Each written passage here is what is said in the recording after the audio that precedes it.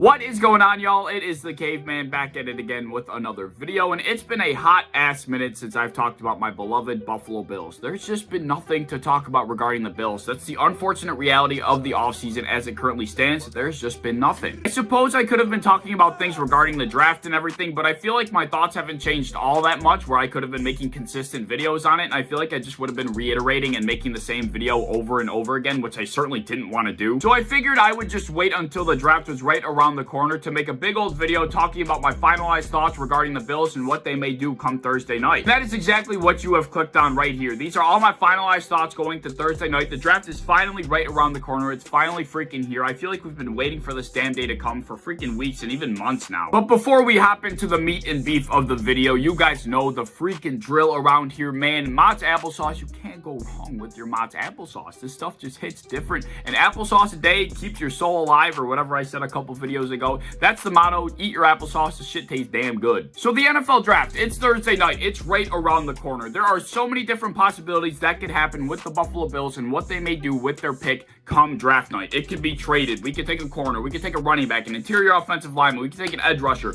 We could do so many different damn things come Thursday night. We might not even know until a minute and a half before our pick, until we actually know what's going to happen. We could have our pick traded. Who knows what's going to happen? That's why it's so hard to predict the offseason, especially the draft, because the freaking possibilities are endless. But as you may know, if you're a Bills fan to any extent, you would know of the biggest division that we have had amongst us as a fan base about what we should do on Thursday night, what we should do with the 30th overall pick. And that would be whether or not we should take a running back or whether or not we should not take a running back. That has been a humongous debate amongst the fan base for weeks and even months now. And if you're a Bills fan, you certainly have an opinion on this topic. You certainly are one or the other. You're certainly team running back or team no running back. I have briefly talked about this topic and this controversy before on my channel, but just to quickly recap it, I am team no running back. I think we can get a lot more value from another position, and running back, it would help, but it just definitely wouldn't bring the same value that I feel like a cornerback would, and I'll get to that in a second. Since I am somebody that does not want the Bills to take a running back, I've had people that want the Bills to take a running back say stupid things along the lines of this. Oh, well, don't be surprised when the running back we draft makes an immediate impact. Or they'll say things like, oh, I don't want you to say this was a good pick once it's all said and done and he's making plays on the field. It's like some of y'all team running back people just got it twisted, all right? Us team no running back people don't think that drafting a running back is the worst thing in the world. We just think there's a lot more value to be had with another positional pick. We don't think it's going to be a bad pick. We just think drafting another position brings a lot more value to the team in comparison to a running back. So we don't think it's going to be a bad pick. So don't say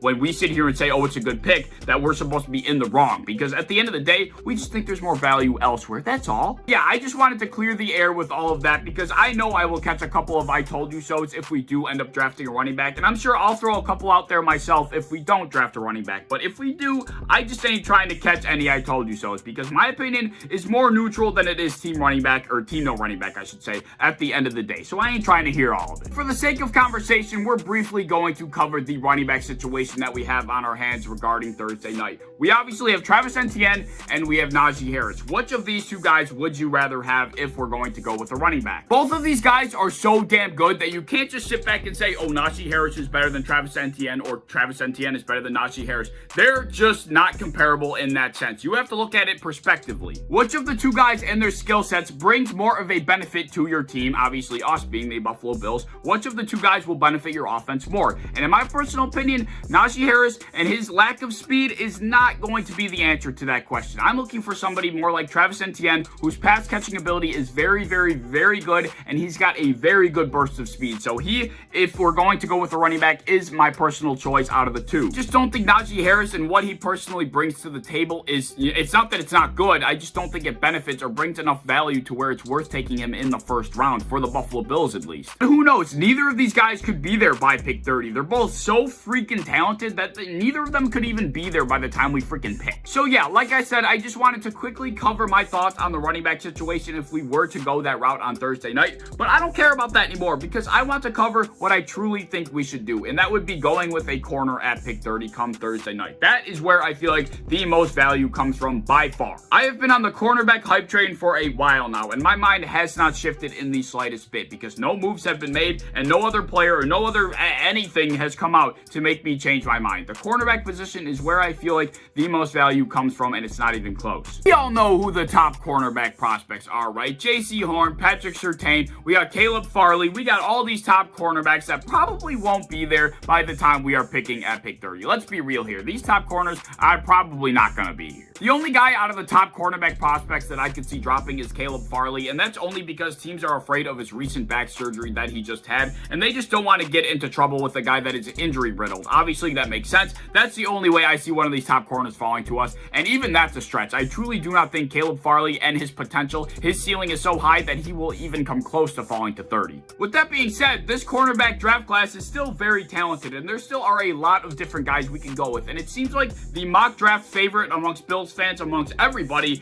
is Asante Samuel Jr. That seems to be the guy that everybody thinks the Bills are going to end up with, especially if we go with a cornerback. That is perfectly fine to me. I'm happy with Asante Samuel, all right? It's a cornerback at the end of the day, and that's the position I think we should draft. So I'd be more than happy with Asante Samuel, but I have another guy that I have my eye on that's definitely being talked about, but not being talked about enough. He's not being touted as one of the top cornerback prospects by any means. He's definitely more in like the tier 2 of the cornerback class, and that's fine because I believe that this dude could really turn out to be something special if he's, developed correctly in the right system. Now, excuse me, I hope to God I don't butcher this horribly, but Ifeatu Melifonwu, I think I've gotten close to that. I think that was somewhat right, almost, maybe, I don't know. But either way, that is the guy I really have my eye on. I really would love to come away with Melifonwu at pick 30 come draft. I would love that. But let me tell you why I have my eye on Melifonwu. Well, this guy is basically being touted as a physical freak as far as cornerbacks go. He has a rare physical build. He's got rare physical tools for a cornerback, and that excites me a lot. When you run into guys like this, you just have to bring them in and you have to develop them correctly. They have all the physical attributes you can ever want them to have. You just got to teach them the mental side of the game. And when you have a coaching staff like the Bills,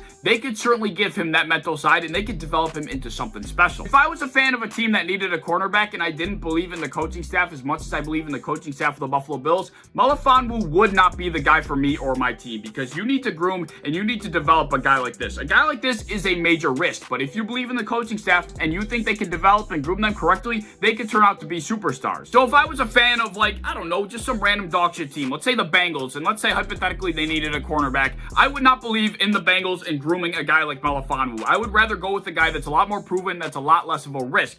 This guy, obviously, like I just said, he's a major risk, but I believe in the Buffalo Bills to groom this guy to be maybe a cornerback 1, but most certainly a top cornerback 2 to pair with Tre'Davious White. Coming in at 6'3", 213 pounds, Melifonwu is a physical freak for the cornerback position. You just do not see guys like this when it comes to corners. You just freaking don't. In his 2 years as a starter, his coverage grades were 79.3 and 74.1. Obviously not the best out of the class, but like I said, you're buying into the physical tools that this dude is built with. You just have to believe as a coaching staff that you're going to bring a guy like this in and groom them correctly to fit your defense and to play like the monster they possibly could be. And I'm not sure if you know or not, or if you remember, I would hope you remember, but Brandon Beane loves to take guys that are just physical freaks that everybody says will not pan out in the NFL because they're simply not good. They're not going to be able to adjust in the NFL. Their physical attributes just aren't going to carry them in the NFL. Brandon Beane loves those type of guys. Example number 1. Josh Allen. Look at Josh Allen now. Nobody had a single good thing to say about Josh Allen beside for his rocket arm. He's got a big arm. That's the only good thing that people had to say about Josh Allen was his big arm and his size. That's the only good thing he had going into the draft. But freaking Brandon Beane didn't give a shit. He didn't care about any of the completion percentages. He didn't care about the missed passes. He didn't care about any of the other stats beside for his physical attributes. And he brought him in and they groomed him to perfection. Example number 2.